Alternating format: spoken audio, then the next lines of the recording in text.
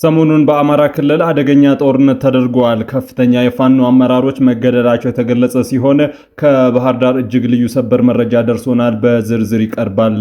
በትግራይ ክልል ጊዜያዊ አስተዳደሩን ስልጣን ማራዘም በክልሉ ያሉ ችግሮችን እንደማይፈታ ተፎካካሪ ፓርቲዎች ገልጸዋል። ከመቀሌ ሪፖርተሮቻችን ልዩ መረጃ አድርሰውናል፣ በቆይታችን እናሰማችኋለን።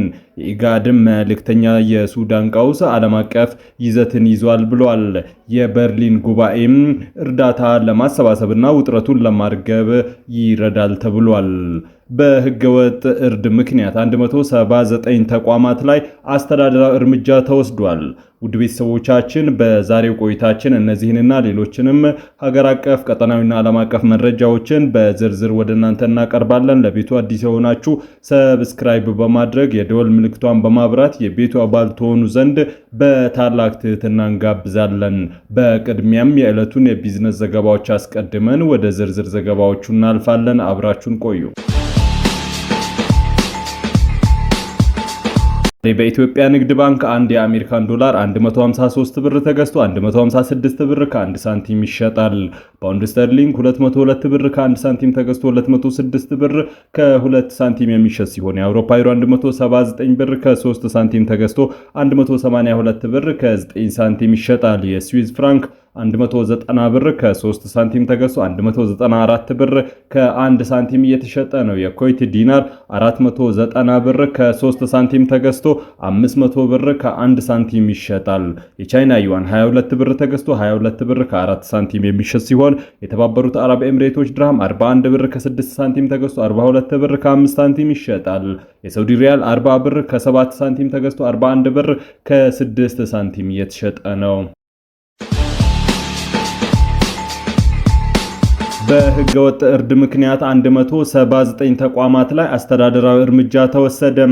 በተያዘው በጀት ዓመት ባለፉት 9 ወራት በህገወጥ መንገድ የእርድ አገልግሎት ሲሰጡ በተገኙ 179 ተቋማት ላይ አስተዳደራዊ እርምጃ መውሰዱን የአርሶ አደርና የከተማ ግብርና ልማት ኮሚሽን አስታውቋል።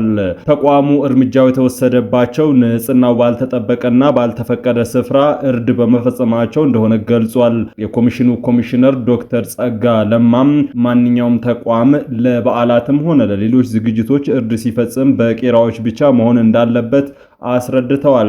እርድ በቄራዎች ሲፈጸም የእንስሳቱ ጤንነት ስለሚረጋገጥ ጠቀሜታው ከፍ ያለ መሆኑን አብራርተዋል። በተጨማሪም ህገወጥ እርድ በህጋዊ መንገድ የሚሰሩ ተቋማትን ለኪሳራ እንደሚዳርግና ዜጎችን ለጤና እክል እንደሚያጋልጥ አስረድተዋል። በህገወጥ እርድ ምክንያት እንደ ቆዳና ሌጦ ያሉ ተረፈ ምርቶችም ለከፍተኛ ብክነት ይዳረጋሉ ብለዋል። በበዓላት ጊዜ ችግሮች እንዳይከሰቱ ክፍለ ጦሩ ሰላምን በማረጋገጥ ኃላፊነቱን መወጣቱን ሰራዊቱ አስታወቀም። የ10ኛ እዝ ክፍለ ጦር አባላት በየትኛውም የሀገሪቱ ክፍል ብንሰማራ የኢትዮጵያ ጠላት የሆኑትን አንምርም በማለት ተልዕኳቸውን በአግባቡ ተወጥተዋል ነው የተባለው። ምክትል 10 አለቃ አብዲ አሊና ወታደር አስቻለው ቡቻም ከመላው የሀገራችን አካባቢዎች ተሰብስበን ለኢትዮጵያ ከፍታ ህይወታችንን እየከፈልን ያለን ወጣቶች ነን። አባቶቻችን ያስረከቡንን ሀገር እንዳትደፈር በማንኛውም ጊዜ ነቅተን በመጠበቅ ጸረ ሰላም ኃይሎችን እንቅስቃሴ እንገታለን ብለዋል። ወታደር አብዱልከሪም ኢብራሂም በበኩሉ በዓልን በግዳጅ ላይ ከጓደኞቻችን ጋር በመሆን በማሳለፍ በጣም ደስተኛ ነን። ሀገራችንን እየጠበቅን ደስተኛ ሆነን ከማሳለፋችንን ባሻገር ምንጊዜም ከዓላማችን ሳንዛነፍ የጠላቶቻችንን ሴራ በማክሸፍ አንድነታችንን አጠናክረን እንቀጥላለን ሲል ገልጿል ነው የተባለው። ወታደር ከፋለ ቱኬ የተቋማችን እሴት መነሻ አድርገን ከራሳችን በፊት ህብረተሰባችን ሰላሙ ተጠብቆ በዓሉን እንዲያከብር በተሰማራንበት ቀጠና አካባቢውን ነክተን በመጠበቅ የተሰጠንን ግዳጅ በላቀ ጀግንነት እየፈጸምን ነው በማለት ተናግሯል ሲል የዘገበው መከላከያ ሰራዊቱ ነው። በትግራይ የጊዜያዊ አስተዳደሩን ስልጣን ማራዘም በክልሉ ያሉ ችግሮችን እንደማይፈታ ተፎካካሪ ፓርቲዎች ገለጹ። በትግራይ ክልል የሚንቀሳቀሱ ተፎካካሪ ፓርቲዎች የጊዜያዊ አስተዳደሩን ስልጣን ለአንድ ዓመት ማራዘም በክልሉ የተከሰቱ ፖለቲካዊና ኢኮኖሚያዊ፣ ማህበራዊ ቀውሶችን ከመሰረቱ እንደማይፈታ አስታውቋል። ፓርቲዎቹ እንደገለጹት አስተዳደሩ ባለፉት አንድ ዓመታት ያሳየው አፈጻጸም ደካማ በመሆኑ የስልጣን ዘመኑ እንዲራዘም የተደረገበትን መንገድ አከራካሪ ነው ብለዋል። የሳልሳዊ ወያኔ ትግራይ ህዝብ ግንኙነት ኃላፊ ብርሃነ አጽበሃም በህወሓትና በጊዜያዊ አስተዳደሩ መካከል ያለው ልዩነት ለክልሉ ችግር መፍትሄ የመስጠት እድልን አጥብቦታል ብለዋል። አስተዳደሩ ባለፈው ዓመት ምንም አይነት ተጨባጭ ለውጥ ማምጣት አልቻለም ያሉት ኃላፊው የስልጣን ጊዜ መራዘሙ የህዝብን መሰረታዊ ጥያቄዎች አይመልስም ብለዋል። የትንሣኤ ስርዓት ፓርቲ ሊቀመንበር ደገፉ ጉደፋይ በበኩላቸው የጊዜያዊ አስተዳደሩ ስልጣን መራዘም መፍትሄ እንደማይሆን ገልጸዋል። በክልሉ ያሉ ችግሮችን ለመፍታት የፖለቲካ ፓርቲዎችን፣ ሊቃውንትና የሲቪክ ማህበራትን ያካተተም አካታች ጊዜያዊ አስተዳደር መቋቋም እንዳለበት አሳስበው ይህም የህዝብ ይሁንታ ያለው መንግስት ለመመስረት የሚያስችል የመሸጋገሪያ ህግ እንዲያመቻች ጠይቀዋል። የዲሞክራሲያዊ ስምረት ፓርቲ ኮሚኒኬሽን ኃላፊ አለፎም ምርአ በበኩላቸው ጊዜያዊ አስተዳደሩ ስልጣኑ ለታጠቁ ኃይሎች አሳልፎ መስጠቱን በመጥቀስ ችግሮችን ለመፍታት አቅም እንደሌለው ገልጸዋል። ይሁን እንጂ የፌዴራሉ መንግስት የወሰነው ውሳኔ ከክልሉ ወቅታዊ ሁኔታ አንጻር ተገቢ መሆኑን ጠቁመው አሁን ያሉትን አመራሮች በተመለከተ ሌሎች ቢመረጡ ክልሉን ወደ ባሰ ቀውስ ሊያስገቡት እንደሚችሉ ያላቸውን ስጋት ተናግረዋል። ፓርቲዎቹ በክልሉ ዘላቂ ሰላምና መረጋጋት እንዲሰፍን ሁሉንም ወገኖች ያሳተፈ የፖለቲካ ውይይት እንዲደረግ ጥሪ አቅርበዋል። የጊዜያዊ አስተዳደሩ በቀሪው የስልጣን ዘመኑም ለህዝቡ መሰረታዊ ፍላጎቶችን ቅድሚያ እንዲሰጥም አሳስበዋል። የኢጋድ መልእክተኛ የሱዳን ቀውስ ዓለም አቀፋዊ መልክ ይዟል፣ የበርሊን ጉባኤ እርዳታ ለማሰባሰብ ውጥረቱን ለማርገብ ይረዳል ሲሉ ተናገሩ። 5 የተለያዩ አካላትን ያቀፈውና የበርሊን ጉባኤ የሲቪክ ሂደትን የሚከታተለው ስብስብ የሱዳንን ቀውስ ከሀገር ድንበር ተሻግሮ ዓለም አቀፋዊ መልክ የያዘ መሆኑን በተለይም ከዓለም አቀፋዊ የሰብአዊ ሕግጋት አኳያ ያለውን ዓለም ማህበረሰብ የነካ መሆኑን አስታውቀዋል። 5ቱ አካላት ማለትም የአፍሪካ ህብረት፣ የተባበሩት መንግስታት ድርጅት፣ የአውሮፓ ህብረት፣ የአረብ ሊግና ኢጋድ በሱዳን ጦርና በፈጥኖ ደራሽ ኃይል መካከል ያለውን ቀጣይነት ያለው ግጭት ለመፍታት በጋራ እየሰሩ ይገኛሉ። ለሱዳን የኢጋድ መልእክተኛ ላውራስ ኮርባንዲ ለሱዳን ትሪቡን እንደገለጹት የበርሊኑ ጉባኤ እየተካሄደ ያለው ዓለም አቀፉን ማህበረሰብ በባህረ ሰላጤውና በኢራን በእስራኤል መካከል ባለው ውጥረት በተጠመደበት ወቅት ነው። ይህ የሱዳኑ ቀውስ በአፍሪካ ቀዳሚ ግጭት ሆኖ ሳለ በአህጉሪቱ እንዲሁም በዓለም ላይ አሉታዊ ተጽዕኖ እያሳደረ ቢሆንም ትኩረት እየተነፈገው እንደሆነ ጠቁሟል። መልእክተኛው አጽንኦት ሰጥተው እንደተናገሩት የበርሊኑ ጉባኤ ስለ ሰብአዊ ሁኔታ ለመምከርና ውጥረቱን ለማርገብ ለተቀመጠው ቀዳማዊ ግብ ፖለቲካዊ ድጋፍ ለማሰባሰብ ከሚካሄዱ ተከታታይ ዓለም አቀፍ ስብሰባዎች አንዱ ነው።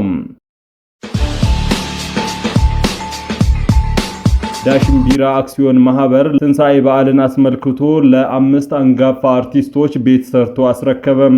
በቤት ርክክብ ስነ ስርዓቱ ላይ ተገኝተው ለአርቲስቶቹ የቤት ቁልፍ ያስረከቡት የዳሽን ቢራ ፋብሪካ አክሲዮን ማህበር ዋና ስራ አስፈጻሚ ማቲያስ ጌታቸው እንደተናገሩት ዳሽን ቢራ ፋብሪካም በማህበረሰብ አቀፍ ስራ ላለፉት 25 ዓመታት 1.6 ቢሊዮን ብር ፈሰስ አድርጓል። ይህ አንጋፋ አርቲስቶች የቤት ግንባታ የዚሁ እንቅስቃሴ አካል ነው። የጥበብ ሰዎችን የመደገፍ ስራዎችን በይበልጥ አጠናክረን እንቀጥላለን ሲሉ ተናግረዋል። የግንባታው እንዲሁም የማስተባበር ኃላፊነቱ የተሰጠው የኮከብ መልቲ ሚዲያ ማስታወቂያ ስራ አስኪያጅ ልዑል በበኩላቸው ዳሽን ቢራ ፋብሪካ የአክሲዮን ማህበር የኪነ ጥበብ ማህበረሰቡ ጥሪ ባደረገለት ጊዜ ፈጣን ምላሽ በመስጠቱ በኢትዮጵያ የኪነ ጥበብ ባለሙያዎች ስም ልናመሰግነው ይገባል ብለዋል። በቀጣይ ኢትዮጵያ ኪነ ጥበብ ባለሙያዎች በጎ አድራጎት ማህበር የክብር አምባሳደር ሆኖ እንዲሾም መወሰኑን ተናግረዋል።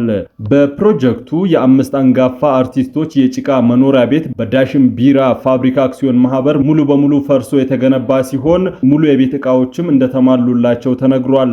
በፕሮግራሙ ላይ አንጋፋና ወጣት አርቲስቶች፣ ጥሪ የተደረገላቸው እንግዶች፣ የዳሽን ቢራ ከፍተኛ አመራሮችና የኢቢኤስ ፕሮግራም አዘጋጅ ባለሙያዎች ተገኝተዋል። አርቲስቶቹ የቤታቸውን ቁልፍ ከዳሽን ቢራ ፋብሪካ አክሲዮን ማህበር ዋና ስራ አስፈጻሚ ማቲያስ ጌታቸው እጅ ተቀብለዋል።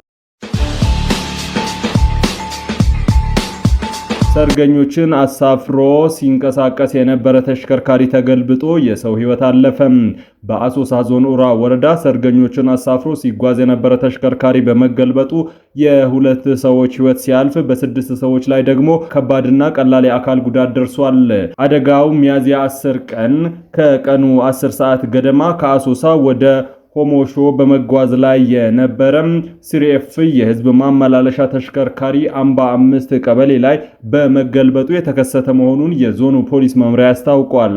የአደጋው መንስኤ የተጣራ ቢሆንም በቅድመ ምርመራም ከልክ ያለፈ ፍጥነት እንደሆነ ተገልጿል። ፖሊስ አሽከርካሪዎች የትራፊክ ህግን እንዲያከብሩ አሳስቧል። በአማራ ክልል በጎንደር ከተማ አቅራቢያ በሚገኘው አንቃሽ በተባለ ስፍራ ታጥቀው ሲንቀሳቀሱ የነበሩ የታጠቁ ኃይል አባላት የሰላም ጥሪን በመቀበል ከነሙሉ ትጥቃቸው ለ10ኛ እዝ እጅ መስጠታቸው ተገለጸ። የክፍለ ጦሩ ዋና አዛዥ ኮሎኔል አሸናፊ ብርቄ እንደተናገሩት እነዚህ የታጠቁ ኃይሎች ይዘውት ከነበረው የቡድንና የነፍስ ወከፍ መሳሪያ ማለትም ብሬንና ክላሽንኮቭ ጋር በሰላም ለመንግስት እጅ ሰጥተዋል። አዛዡ አክለውም ግለሰቦቹ ከዚህ ቀደም ይከተሉት የነበረውን የትጥቅ ትግል አማራጭ ለህዝብና ለክልሉ የሚያመጣው ዘላቂ ሰላም አለመኖሩን በመገንዘብ መንግስት ባቀረበው የሰላም ጥሪ መሰረት ወደ ሰላማዊ ህይወት ለመመለስ መወሰናቸውን ገልጿል። ኮሎኔል አሸናፊ በሰጡት መግለጫ ወደ ሰላም መንገድ የተመለሱት እነዚህ ኃይሎች አሁን ላይ ከክፍለ ጦሩ ጋር ግንኙነት አድርገው በሰላም እንዲንቀሳቀሱ መደረጉን ጠቁመዋል። አሁንም በየጫካው የሚገኙ ሌሎች የታጠቁ ኃይሎች አባላት ከግጭት መንገድ ወጥተው ወደ ማህበረሰቡ እንዲንቀሳቀሱ የሰላም አማራጭ እንዲቀበሉ ጥሪ አቅርበዋል። ይህ እርምጃ በቀጠናው አንጻራዊ ሰላምን ለማስፈን የህዝብን የዕለት ተዕለት እንቅስቃሴ ወደ ነበረበት ለመመለስ ፋይዳው ከፍተኛ መሆኑ ተመላክቷል። በሌላ በኩል ሰሞኑን በክልሉ የተለያዩ አካባቢዎች በተከናወኑ የጦርነት እንቅስቃሴዎች የታጣቂ ኃይል አመራሮችና አባላት መገደላቸውን የሚጠቁሙ መረጃዎች የወጡ ቢሆንም ታጣቂ ኃይሉ በፊናው የቀረበውን መረጃ ውድቅ በማድረግ ማስተባበያ ሰጥቷል። በአማራ ክልል እየተንቀሳቀሰ ያለው ራሱን የአማራ ፋኖ ብሔራዊ ንቅናቄ በሚል የሚጠራው ታጣቂ ኃይል በፊናው ሰሞኑን በክልሉ የተለያዩ አካባቢዎች በመንግስት የጸጥታ ኃይሎች ላይ የተቀናጀ ጥቃት በመፈጸም ድል እንደተቀዳጀ አስታውቋል። የተለያዩ የወረዳ ከተማዎችንም መቆጣጠሩን ነው ታጣቂ ኃይሉ ያስታወቀው። ውድ ቤተሰቦቻችን ለሰዓቱ የመራረጥናቸው ዘገባዎች በዚህ አብቅተዋል። ከኛ ጋር በመሆን መረጃን ከጥበብ ስለተከታተላችሁ ከልብ አመስግነን ተሰናበትን። ለቤቱ አዲስ የሆናችሁ ሰብስክራይብ በማድረግ የደወል ምልክቷን በማብራት የቤቱ አባል ትሆኑ ዘንድ በታላቅ ትህትና እንጋብዛለን። ሰላም።